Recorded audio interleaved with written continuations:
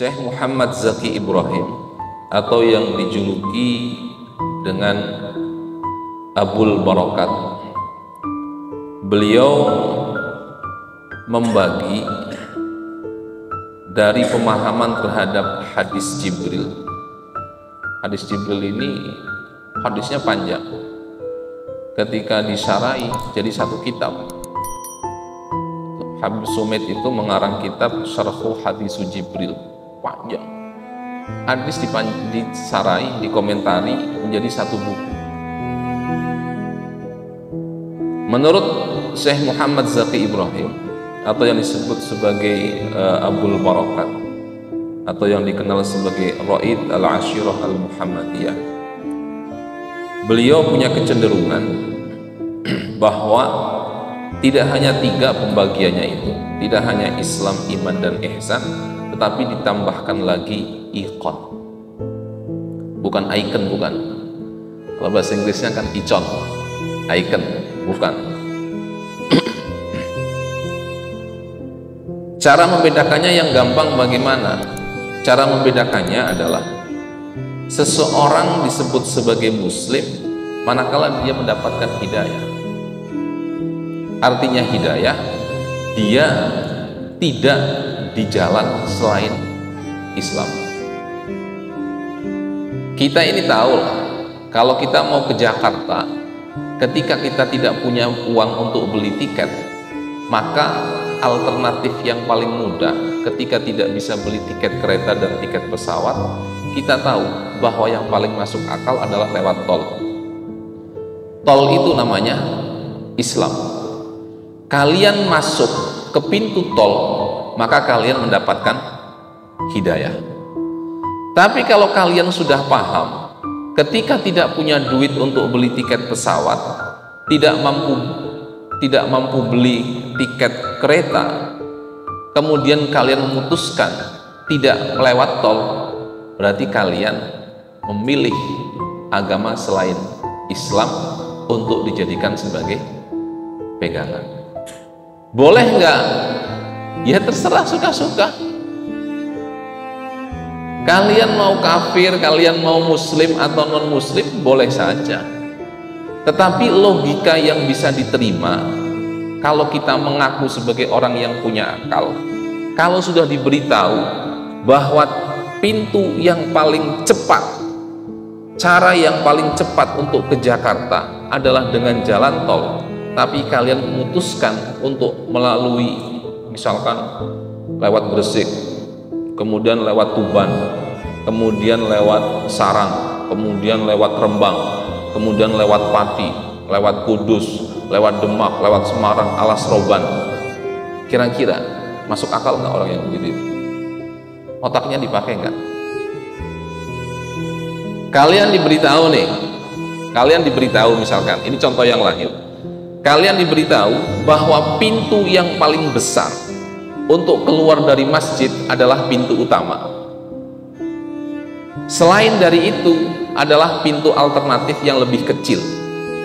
Karena lebih kecil, kalau padat masjidnya berarti berdesak-desakan. Sekarang ketika kondisi berdesak-desakan kayak besok misalkan nih, besok ini kan ada apa, besok habis asar buka bersama, berapa ribu orang? Misalkan besok ada buka bersama nih, habis asar. Kalian tahu bahwa pintu yang paling besar yaitu pintu yang alternatif itu kecil. Tiba-tiba kalian memutuskan untuk apa? Lewat pintu kecil. Sementara pintu yang paling besar itu bisa dilewati. Menurut kalian kira-kira orang yang semacam itu bagaimana? Digunakan otaknya atau tidak? Jadi kita nggak usah bicara sesat menyesatkan. Kalau ada orang pindah agama, mohon maaf. Kalau ada orang memutuskan, kita bicara secara logis saja. Kita ini kan harus punya keyakinan bahwa Islam itu adalah agama yang paling benar. Harus. Sama dengan kalian harus punya keyakinan bahwa istri kalian itu adalah yang memang ditakdirkan oleh Allah menjadi jodoh. Ini kata kuncinya. Kalau kemudian kita punya keyakinan bahwa agama kita itu yang paling benar, tentu berarti agama yang lain bagaimana? Lebih baik atau lebih buruk? Gak usah takut. Oh, kita belajar. Logikanya saja, kalau kita berani mengatakan inna dina indallahil Islam, agama yang paling diterima oleh Allah itu adalah Islam. Berarti kalau dia diterima, logikanya lebih baik atau lebih buruk? Lebih baik. Berarti yang tidak diterima oleh Allah berarti lebih apa? Lebih buruk. Sekarang kalau ada orang, dia diberi otak nih oleh Allah, kemudian memutuskan untuk memilih perkara yang lebih buruk padahal ada yang lebih bagus, berarti gimana? Berarti nggak pakai otak, atau otaknya ada tapi kram semua. Kalian ditunjukkan nih handphone, ini harganya 30 juta, ini harganya satu lagi mana? Yang jelek, yang jelek. Misalkan ada handphone 30 juta dengan 10 juta. Kalian disuruh memilih. Kalau orang yang punya otak, normal otaknya, milih yang mana? 30 juta. Tidak mungkin yang 10 juta. Itu logika yang paling mudah saja. Jadi kita nggak usah, wah sesat itu, kafir, nggak usah menghabiskan energi. Biarkan saja. Itu sama dengan kalian punya uang 100.000 dolar dengan berapa? Dengan 100.000 rupiah.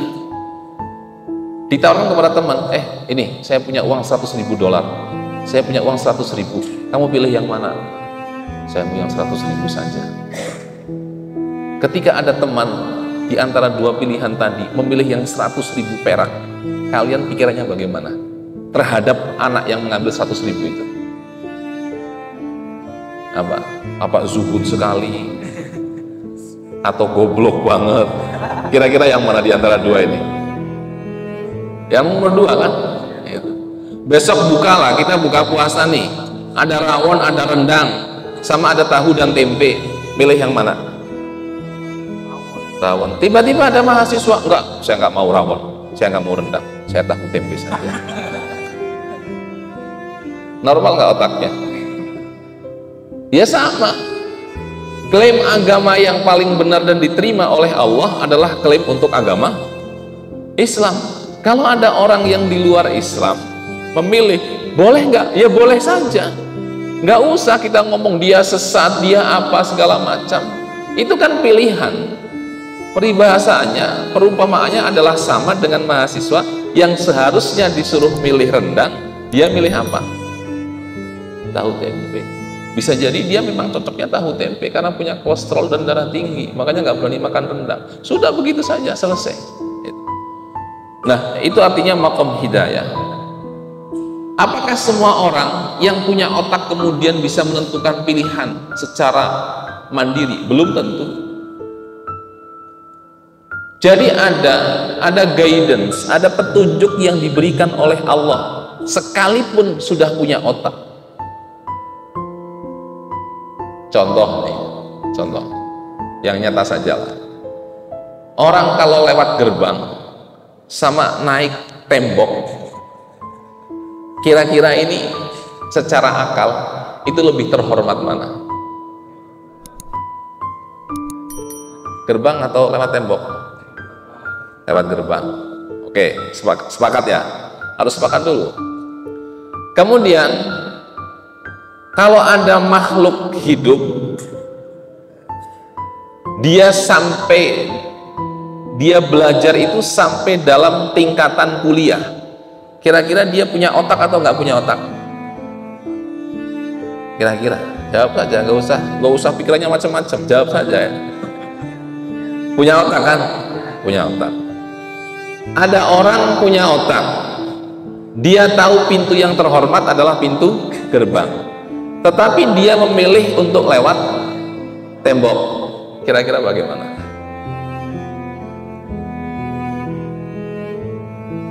Dia punya otak. Tidak ada yang meragukan bahwa dia tidak punya otak. Dia punya otak. Tetapi apakah dia bisa mendapatkan petunjuk apakah dia bisa bisa menempatkan otaknya itu sebagai apa? Sebagai yang membawa petunjuk bahwa yang paling baik itu adalah pintu gerbang. Dia enggak, otaknya ada. Ketika dia melompat tembok, otaknya masih nempel di kepala itu. Tetapi sekalipun ada otaknya, dia tidak bisa mendapatkan hidayah. Jadi belum tentu orang punya otak, orang cerdas. Kalau kita sudah paham konsep dasar ini, kita tidak akan heran. Ada orang pintar sekali, tapi kok gak mau masuk Islam. Perumpamaannya sama dengan mahasiswa tadi.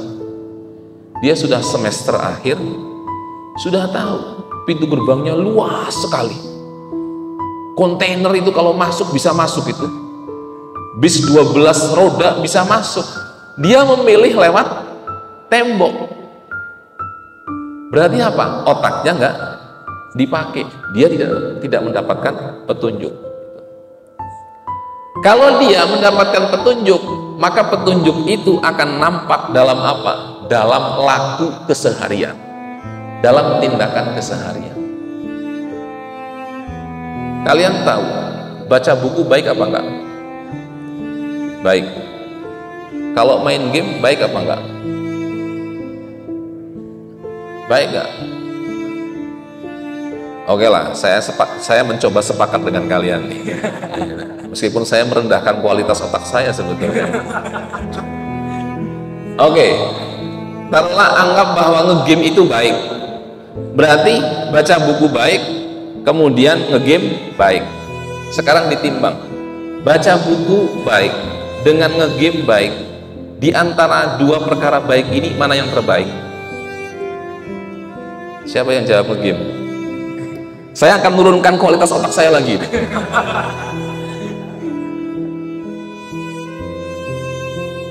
Berarti apa? Yang paling baik di antara dua perkara ini tentu adalah baca buku. Kalau kemudian kalian bilang, oh sama-sama baik, sama-sama baik. Oke, kalau sama-sama baik ini tidak dihentikan, sampai kapanpun sama terus baiknya, tidak ada ujungnya, saya tidak sepakat. Pasti ada ujungnya. Kenapa ada ujungnya? Sekarang orang kalau disuruh untuk memilih, dia beli buku. Orang beli buku asosiasinya adalah ilmu. Sekarang kemudian tidak beli buku, tapi beli handphone. Gambaran yang paling mudah, sudahlah. Kalau buku itu asosiasinya dengan ilmu, kemudian game itu asosiasinya dengan senang-senang, maka berarti sekarang dibalik. Orang masuk kuliah itu tidak usah belajar. Kalian nih besok masuk kuliah, tidak usah belajar. Dosennya datang, sekarang mata kuliah apa? Mata kuliah metode penelitian. Sudah, nggak usah. Sama-sama baiknya antara nge-game dengan kuliah. Sekarang saya ajari kalian nge-game saja. Kira-kira diterima nggak di masyarakat? Enggak. Berarti kalau nggak diterima di masyarakat, mana yang akan jadinya lebih baik? Baca buku. Nggak bisa sama-sama. Itu yang disebut sebagai daurah wa tasalsul. Jadi tidak boleh sama terus, nggak boleh. Pasti ada murojihnya, ada perkara yang mengunggulkan sehingga perkara itu menjadi lebih baik. Orang membaca buku itu baik, orang nge-game itu baik nggak? Baik, tetapi lebih baik baca buku daripada nge-game. Kalau orang tahu membaca buku itu lebih baik daripada nge-game, maka seharusnya prosentase waktu yang kita gunakan dalam kehidupan sehari-hari banyak untuk mana? Teorinya kan. Prakteknya bagaimana? Prakteknya apa? Prakteknya tidak membaca buku, tapi dipakai buat nge-game. Apakah orang yang semacam ini disebut sebagai mendapatkan hidayah? Gak bisa. Tidak bisa. Hidayah itu berkorelasi dengan suluk. Orang kalau mendapatkan hidayah, mendapatkan petunjuk, contoh yang paling mudah, kalian tanya, keluar gerbang itu mahasiswa baru, misalkan kalian mahasiswa baru, keluar gerbang, bingung, ini ke Pandan, ke atas apa ke bawah? Tanya kepada siapa? Satpam, Pak, saya mau ke Pandan, ke atas apa ke bawah? Kata satpamnya bilang, kalau mau ke Pandan, ke bawah. Kalau ke atas, ke Nogosari, ke Trawas. Tiba-tiba dengan santainya kalian memilih ke atas daripada ke bawah. Dia dikasih petunjuk nggak? Dikasih petunjuk. Tetapi petunjuk itu tidak nampak dalam perilakunya. Sehingga petunjuk yang seharusnya sudah diberikan kepada orang tersebut, kepada si penanya, menjadi tidak ada manfaatnya. Sama dengan kita mendapatkan petunjuk hidayah berupa apa? Islam. Maka Islam itu harus diwujudkan dalam perilaku kita. Jadi nggak bisa cuman sekedar apa? Cuman sekedar, wah saya kan sudah, yang penting Islam. Itu. Ya nggak apa-apa, itu masih lebih baik lah. Artinya pernah diberitahu. Statusnya itu pernah diberitahu. Kamu tahu nggak? Ke Pandan? Tahu. Lewat mana? Lewat bawah. Tapi saya memilih lewat atas. Tadi itu masalah pilihan. Jadi orang yang mendapatkan hidayah, maka hidayah itu akan wujud, akan memanifestasi dalam bentuk perilaku. Wal imanu maqamul jihad wal ibadah. Kemudian bedanya dengan iman apa? Iman itu adalah satu level di atasnya. Maksudnya satu level di atasnya, orang kalau dia sudah mendapatkan petunjuk, kemudian petunjuk itu diikuti sehingga mewujud dalam bentuk laku, dalam bentuk perilaku, maka ketika menjalankan aktivitas kesehariannya atau perilakunya itu, maka dia akan berusaha untuk sungguh-sungguh.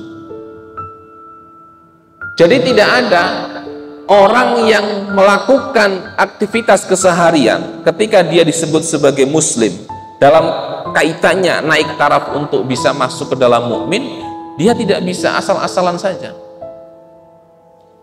Kayak kalian ngasih tugas paper, wah deadline nih sudah, copy paste semuanya, nggak tahu mana pembukaan, mana pendahuluan, mana bodinya, mana metodenya, mana kesimpulannya, pokoknya di copy semuanya, kasihkan. Ini berarti dia tidak sampai kepada maqam jihad. Dia tidak sampai ke dalam kesungguhan. Kalian kan diajari buat tulisan. Kalau buat makalah, pendahuluan dulu atau latar belakang. Setelah itu metode penelitiannya, kemudian literatur reviewnya, kemudian rumusan masalahnya, kemudian analisisnya, terakhir baru apa? Baru kesimpulan. Karena terburu-buru, gugup kalian segala macam, sudah masa bodoh, cuek saja. Semuanya diaduk. Semuanya diaduk. Tidak jelas, tidak apa isinya bagaimana, yang seharusnya itu referensi kalian tulis sebagai kesimpulan misalkan saja. Berarti dia tidak sampai ke dalam apa? Ke dalam makom jihad. Dia belum sampai ke dalam tahap sungguh-sungguh. Dia hanya sekedar melakukan itu sebagai sebuah formalitas. Dan ini yang paling banyak. Kita sholat itu kan ya sholat saja. Pernah nggak kita mikir itu sholat kita menjadi berkualitas? Saya kepingin sekali saja sholat isya saya itu nggak mikir jatah makan malam. Jadi begitu Allahu Akbar itu, seakan-akan kita itu di hadapan Allah. Ada mobil lewat, ada Tosa lewat, ada mobil pickup lewat, mobil box lewat, nggak kita dengar. Ada sirine nggak kita dengar.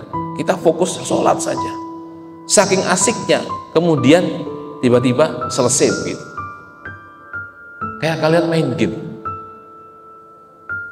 Kalian main game itu ada saat dimana kalian tidak nyaman main game. Contohnya, main game di dekat guest house karena game online, nyari wifi. Kalian begini, yai, rektor, satpam, iya kan? Tapi kalian pernah nggak main game itu betul-betul kalian seperti masuk dalam pusaran game itu sehingga tidak tahu sekelilingnya? Pernah nggak? Nggak pernah. Hebat ini, statusnya apa? Manusia atau bukan? Atau yang pernah pacaran lah. Orang yang pernah pacaran, ada saat-saat, momen-momen di mana dia tuh ketakutan. Ada yang lewat, menjauh. Aman, mendekat lagi. Ada yang lewat, menjauh lagi. Pernah nggak begitu? Nggak pernah juga. Ini pengalamannya apa itu? Ada orang-orang yang begitu itu. Nah, pernah nggak kita sholat begitu itu? Belum pernah. Jadi kita sesekali kadang perlu gitu. Ya Allahu Akbar. Tidak usah setiap hari. Kalau setiap hari itu malah kalian mengundang malaikat Israel. Sekali saja. Sekali. Biar kemudian itu dinilai serius oleh Allah. Jadi datang nih sholat subuh, bismillah, saya mau sholat subuh serius. Sekali saja, saya kepingin mencoba rasanya bagaimana.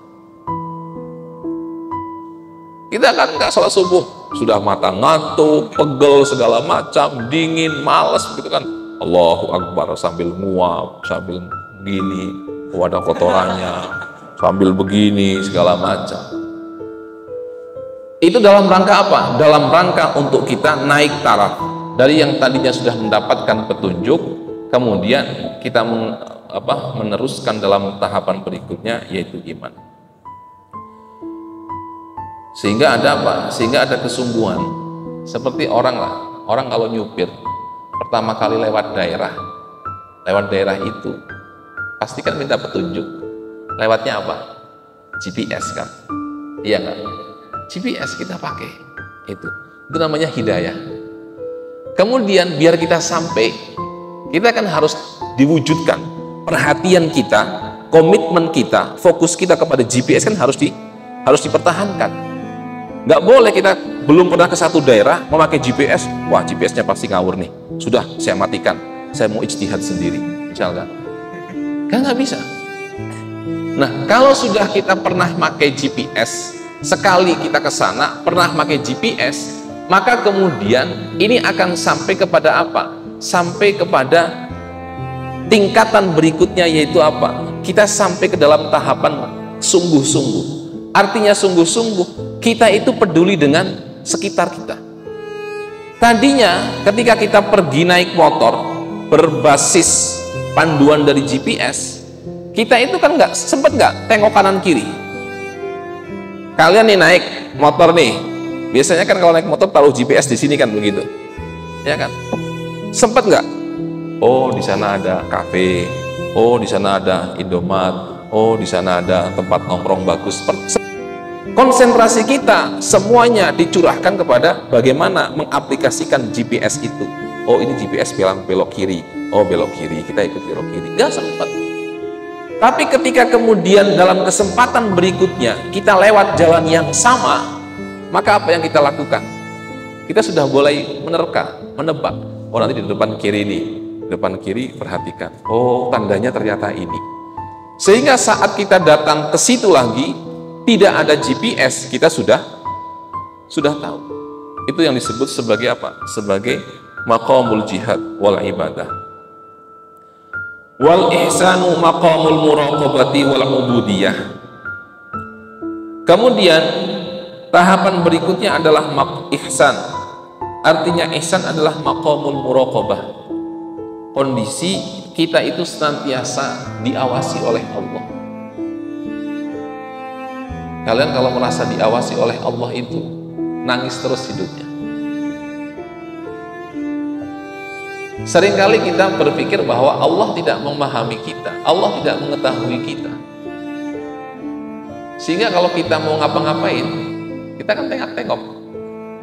Kalian kalau mau maksiat, tengok-tengok nggak? Kalian mau jalan lah, boncengin mahasiswi yang belum halal misalkan, itu tengok nggak? Atau sudah saking kebalnya, hajar saja sudah, nggak pakai rewel saja, los nggak rewel gitu. Kan nggak tengok-tengok. Orang kalian datang ke masjid, ketika keluar, kemudian ada sandal, kalian pakai dan kalian tahu bahwa itu bukan sandal kalian. Kalian kan nengok kanan, nengok kiri. Oh sudahlah, pakai saja. Iya kan? Coba kita nengok kanan dan nengok kiri itu karena apa? Karena kan kita jangan-jangan sedang dilihat oleh orang. Kenyataannya kita itu tidak hanya dilihat oleh orang, kita itu dilihat 24 jam oleh Allah. Yang kita tidak perlu tengok-tengok, tengok kanan, tengok kiri, nggak perlu. Sudah pasti itu Allah melihat itu. Nah kalau ini yang kita pakai, konsep ini yang kita pakai, nggak ada orang itu mau maksiat tengok-tengok. Orang yang maksiat tengok kanan, tengok kiri, kenapa tidak atas bawah? Pernah nggak? Kalau ada pencuri lah, kalau lihat di TV-TV itu mau buka, pasti kan tengok kanan, tengok kiri. Pernah nggak di TV manapun, di film manapun, lihat maling ke atas ke bawah, mau mencuri? Nggak ada kan? Kenapa nggak ada? Karena atas itu adalah perlambang Allah itu ada. Artinya tidak perlu kita merasa diawasi oleh Allah, karena hakikatnya kita sudah diawasi oleh Allah. Jadi ini kesalahan kita. Kalau kita merasa terawasi, ya kita nggak akan berani.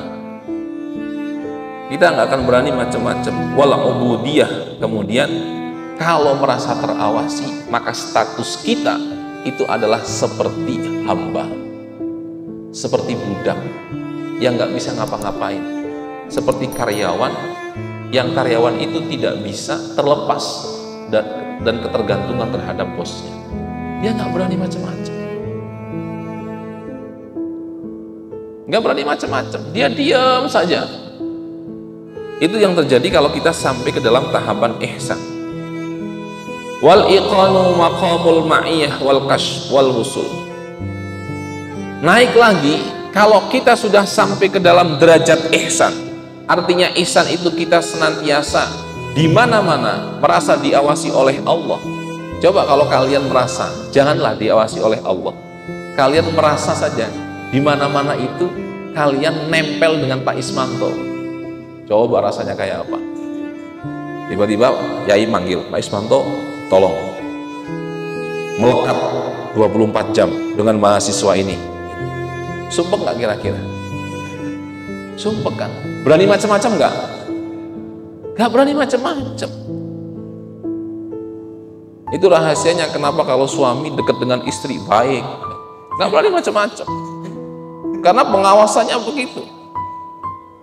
Sama dengan kita itu kan nggak berani macam-macam ketika di pesantren karena merasa diawasi oleh bagian keamanan. Saya S2 ini tinggal di asrama. Ada kasurnya, ada kamarnya. Jadi ini kamar saya. Modelnya begini konsep kamarnya. Ini kamar saya. Kalau pojok agak luas kamar saya. Kemudian di depan itu orang Ghana. Sampingnya itu orang Ethiopia. Itu. Jadi ada 4. Saya, orang Ghana, orang Ethiopia. Pokoknya orang hitam semua. Satu lagi saya lupa orang mana, orang Pantai Gading, Sahilul Aj, orang Pantai Gading. Selama di asrama itu ada aturan apa? Tidak boleh memasak. Ini sama di saya dulu di asrama nggak boleh memasak, gitu. Betul, nggak boleh memasak. Tapi namanya mahasiswa di mana-mana sama. Saya beli rice cooker, kemudian beli kompor listrik, beli terong, beli bawang, dimasak, beli indomie, segala macam. Saya saat itu hanya dalam tahapan apa? Saya hanya dalam tahapan bahwa saya sampai dalam derajat Islam saja. Saya diberitahu sama kawan-kawan senior, Hati-hati loh kalau masak, nanti sewaktu-waktu satpam bisa datang. 2 tahun sudah hampir selesai, belum pernah didatangi oleh satpam. Coba kalian bawa kompor 2 tahun, nggak pernah dirazia oleh satpam. Yakin aman atau yakin akan dirazia? Yakin aman kan? Wow, nggak mungkin 2 tahun nggak pernah dirazia. Masa nanti dirazia? Nggak mungkin rasanya, mustahil. Saya juga sama. Sehingga suatu malam itu saya mendengar bahwa akan ada razia. Ditunggu 1 hari, 2 hari, 1 minggu, nggak ada razia. Cuek saja akhirnya. Ternyata betul, ketika saya sedang tidur pagi itu, jam 9 tidur, tiba-tiba satpam di sana itu punya kunci masternya, nggak perlu ketok-ketok, jadi langsung buka saja, begitu. Sorry brother, katanya. Kaget saya. Wah, masya Allah. Langsung bawa kertas, ditulis nama Mohibur Rahman, nomor mahasiswa sekian, asrama sekian, program studi ini. Kemudian dikasih tagihan denda. Silahkan datang ke Bu Novi misalnya. Sejak saat itu saya naik drastis. Tidak lagi iman, tidak lagi Islam, tidak lagi iman, tapi sampai derajat mana? Derajat ihsan. Saya masukkan rice cooker itu, masukkan plastik besar, kompor saya kasihkan ke kawan yang sudah nikah. Kenapa? Enggak, saya enggak mau. Padahal setelah itu sampai saya lulus tidak pernah ada razia lagi. Tapi kenapa saya tidak berani? Karena saya sampai ke dalam derajat ihsan. Saya merasa diawasi terus. Terngiang-ngiang, tiba-tiba pintu dibuka. Salam, masuk, kemudian ditanya segala macam. Nah, kalau sudah sampai perasaan diawasi, ya sudah, dicekam dengan penghambaan itu. Manut saja sudah. Pak, sudahlah, taat aturan, aman, sudah. Daripada kena 1.200 ringgit. Pikirannya begitu. Tapi saya kira ini nggak berlaku konsep ini bagi kalian ini. Karena kalian itu di luar konsep. Wal iqanu maqamul ma'iyah wal kasfi wal wusul. Lebih tinggi dari ihsan apa? Iqon. Artinya ikon, kita itu disertai oleh Pak Ismanto. Kalian mau tidur itu Pak Ismanto nempel. Kalian pegang handphone, Pak Ismanto begini. Coba kira-kira bagaimana? Kalian di toilet, Pak Ismanto ikut masuk ke toilet. Kalian menghadap ke lubang kloset, Pak Ismanto membelakangi. Coba kira-kira bagaimana? Itu namanya ma'iyah. Orang kalau sudah sampai dalam level ma'iyah, berarti dia sudah apa? Betul-betul merasa dekat dengan Allah. Gak berani. Sama dengan kalian. Kalau kalian sudah merasa jiwanya yai itu hadir dalam diri kalian, gak berani macam-macam. Gak ada yai pun kalian akan sholat malam. Gak ada yai, kenapa? Karena merasa yai itu ada. Maka beruntunglah orang yang sesekali itu didatangi oleh gurunya. Sesekali. Karena itu adalah pengingat bahwa dia sudah melenceng jauh. Itu berarti tanda-tanda orang soleh kalau begitu. Tapi kalau kalian tidak pernah bertahun-tahun, tidak pernah mimpi ketemu guru, tidak pernah, yang ada adalah mimpi dikejar debt collector misalkan, ya kalian perlu waspada. Jadi salah satu tanda bahwa kita itu dikehendaki baik oleh Allah adalah orang-orang yang berjasa menyambungkan kita dengan Allah, itu dia akan hadir. Makanya dikatakan dalam salah satu makalah itu, guru kalian itu bukan orang yang mengajari kalian, tetapi adalah orang yang bisa menghilangkan tabir antara kalian dengan Allah. Itu adalah guru kalian. Kalau yang dimaksudkan guru itu adalah orang yang mengajar begini ini, banyak orang yang bisa itu. Banyak sekali di YouTube itu, banyak sekali. Tetapi yang disebut sebagai syekh, sebagai seorang guru adalah siapa? Orang yang bisa mengangkat penghalang antara diri kita dengan Allah. Kenapa demikian? Karena orang yang bisa menghilangkan penghalang antara kita dengan Allah, dia akan berhasil menanamkan kesadaran bahwa kita itu 24 jam bersama dengan Allah. Kita kan dengan maksiat itu ya tadi itu, toleh kanan, toleh kiri, oh aman, maksiat. Coba sekali-kali kalau kita mau maksiat nih, lihat ke atas. Jangan kanan kiri. Lihat ke atas. Pasti nggak jadi. Coba saja. Tapi maksiat yang enteng, jangan yang berat. Habis ini mau misalkan mau apa? Mau hosob nih, mau hosob. Itu. Jangan kanan kiri lihatnya, ke atas. Kalau kalian melihat ke atas masih bisa gosok, ini ya wallahu a'lam bishawab, saudara. Itu sama dengan pertanyaannya orang. Bulan Ramadan ini kan, setan itu kan diikat, iya kan? Berarti kalau diikat, mestinya nggak ada maksiat, iya nggak? Bener nggak? Bener nggak? Benar. Tapi kalau Ramadan itu maksiatnya hilang atau tambah banyak?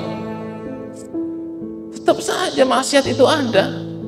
Terus faedahnya setan dibelenggu itu apa? Ulama itu mengatakan setan itu, hadis yang mengatakan bahwa ketika Ramadan setan itu dibelenggu, betul nggak? Betul, benar. Dalam pemaknaan yang bagaimana? Dalam pemaknaan yang hakiki. Jadi setan itu diikat memang, diikat betulan. Terus bagaimana dengan maksiat-maksiat yang terjadi? Maksiat yang terjadi, kejahatan yang terjadi selama bulan Ramadan itu bukan karena godaan setan, tetapi sesungguhnya memang potensi dari dalam diri pelaku kejahatan itu. Jadi hati-hati kalau kalian maksiat bulan Ramadan. Berarti jeleknya itu bukan karena setan. Kalau kita di bulan non-Ramadan kita jelek, saya baik, tapi kan dibujuk rayu oleh setan. Kita punya cara untuk ngeles di hadapan Allah, itu punya.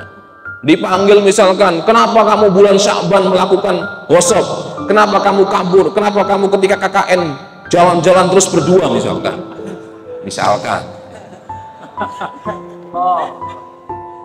Makanya saya minta itu KKN-nya berhenti sebelum Ramadan. Kenapa? Kalau dilanjutkan terus sampai bulan Ramadan, kalian masih jalan-jalan terus dengan lawan yang bukan mahramnya, yang bukan pasangan halalnya, itu justru menunjukkan bahwa betapa bejatnya kita itu. Tapi kalau non Ramadan kalian jalan-jalan, saya bisa memaklumi, oh setannya banyak sekali. Kalian jalan-jalan pegangan begini dengan mahasiswi itu, pacarnya misalkan, oh kok jalan-jalan? Iya, karena setannya gede sekali. Kenapa setannya gede? Ya karena di mana-mana kalau gulanya besar, maka semutnya juga banyak. Di sini ini pusat kebaikannya luar biasa. Karena pusat kebaikannya luar biasa, maka iblisnya juga luar biasa. Kalian gagal menghadapi iblis. Salah enggak? Ya enggak salah. Tapi kalau bulan Ramadan masih maksiat, kalau bulan Ramadan kita itu masih maksiat, maka kita tidak punya cara untuk menyalahkan setan, justru menunjukkan betapa bejatnya kualitas kita sebagai seorang hamba Allah. Jadi kalau bulan Ramadan ngaji masih nggak mau, memang dasar bejat. Jadi hati-hati. Itu pemaknaan para ulama. Mereka mengatakan apa? Betul, setan itu dibelenggu. Bagaimana dengan maksiat terjadi? Maksiat terjadi menunjukkan kualitas kejahatan dalam diri orang. Padahal kita itu baik. Setiap dari keturunan Nabi Adam itu kata Nabi, dia apa? Dilahirkan dalam kondisi yang fitrah, dalam kondisi yang suci. Kalau kemudian buruknya kenapa? Buruknya adalah bisa karena lingkungan. Kalau lingkungan itu terus-menerus menancap dalam diri kita, ya maka kemudian kita akan Kita akan terjebak dalam hal yang buruk semacam itu. wal kasfi wal wusul. Kemudian kalau sudah dekat, kita senantiasa merasa dekat dengan Allah, maka kita tidak ada penghalang lagi. Orang kalau sudah dekat dengan yai, merasa bisa bercanda. Iya nggak? Kalian kalau punya teman dekat, kan nggak sungkan bercanda. Karena apa? Sudah kasaf, hilang itu tabir itu. Sungkan nggak ada sudah. Sungkan tidak ada. Karena sungkan tidak ada, maka kemudian apa? Wusul, nyambung saja terus dengan Allah. Jadi kalau dengan Allah itu sudah guyon, kalau dengan Allah sudah guyon, sudah akrab, kita kan enak ngomong dengan Allah. Kita nggak perlu Allahumma ya Allah, nggak perlu.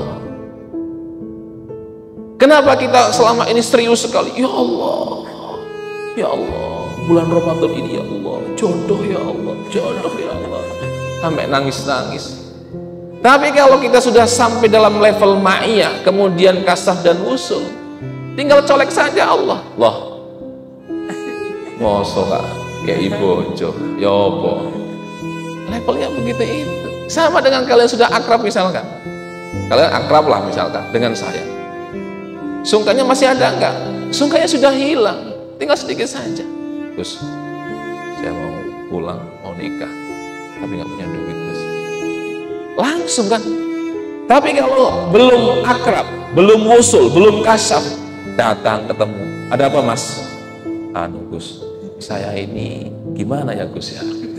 Muter-muter sampai lama itu, kopi sudah, teh sudah, nasi sudah, masih di situ saja. Ada nggak? Ada itu mahasiswa yang begitu itu. Datang, saya sampai gelisah, ini ngapain? Ya Allah. Karena dia belum apa? Belum sampai kepada makom ikhon. Dia belum merasa ma'iyah dengan saya.